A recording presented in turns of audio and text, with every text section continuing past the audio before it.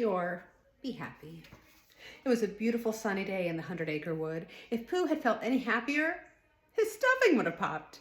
A fine day for playing Pooh Sticks, Pooh said to Piglet as he picked up a small branch.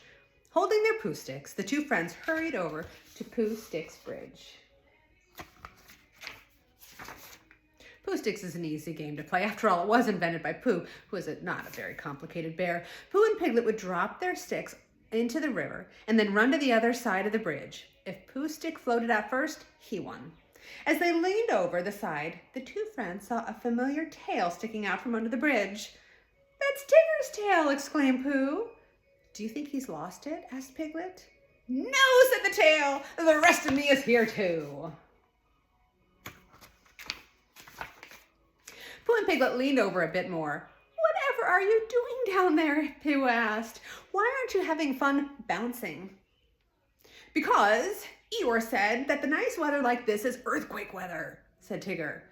"He said the 100-acre wood might have an earthquake today. I'm staying here until it's over." Meanwhile, Christopher Robin was growing worried. He hadn't seen Pooh or Piglet all day. First, he checked Pooh's Huffalump trap. Sometimes Pooh or Piglet fell into the trap, but they weren't there. Then he went to Rabbit's house. Pooh and Piglet often go there for lunch, whether Rabbit invited them or not. But they weren't there either. Finally, Christopher Robin found them under Pooh Sticks Bridge. They'd been sitting there a very long time. When Pooh told him what Eeyore had said about earthquake weather, the boy laughed. "There's no such thing as earthquake weather," he said. Eeyore was just being gloomy again. "Oh, bother," said Pooh, who had missed his lunch because of Eeyore.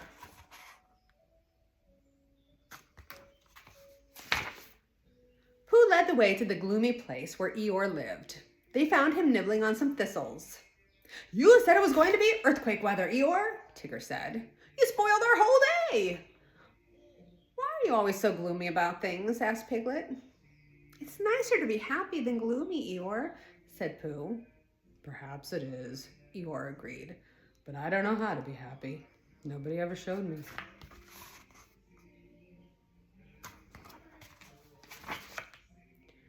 "It's easy to be happy," Tigger cried. "Just bounce." Eeyore took a few practice bounces, and then he bounced off behind Tigger. Feeling very happy, Tigger bounced really high. "Look out!" Christopher Robin shouted, but it was too late. Tigger and Eeyore bounced right into a big mud puddle. "I don't think bouncing makes me happy," said Eeyore. "Well, let me show you what makes me happy," said Pooh. "Being happy means having a cupboard full of honey pots," Pooh said when he got to his house. Christopher Robin looked in one pot. "It's empty," he said. Tigger looked into another. "So is this one." "Oh, bother," said Pooh. "I shall have to get some more." Pooh's friends went with him to the honey tree.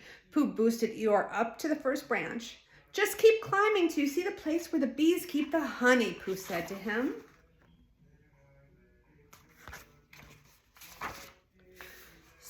Before he knew what was happening, Eeyore came tumbling out of the tree right on top of Pooh. They all ran as fast as they could to Piglet's house. The bees swarmed after them, buzzing angrily. As he ran, Eeyore cried, "I don't think making honey or taking honey from honey trees is what makes me happy." Then it was Piglet's turn to help Eeyore be happy. "I feel happy when I'm painting my house," said Piglet. He gave Eeyore some paint. Eeyore had never climbed a ladder before. Piglet tried to hold it to keep it from shaking, but Piglet was small, the ladder was big, and Eeyore was nervous. Halfway up, he tripped on his own tail. Christopher Robin and Tigger tried to grab the ladder, but Eeyore came tumbling down. "I don't think house painting makes me happy," he said, dripping with paint. His friends helped him to his feet and tried to wipe him off. "Thank you anyway," said Eeyore. "Thank you all for trying to show me how to be happy." And he slowly headed towards his gloomy place.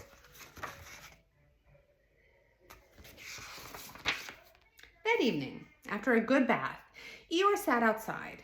He looked up at the stars and the moon. "Hurricane weather," he said. One day of happiness was enough. It was really good to be gloomy again. The end.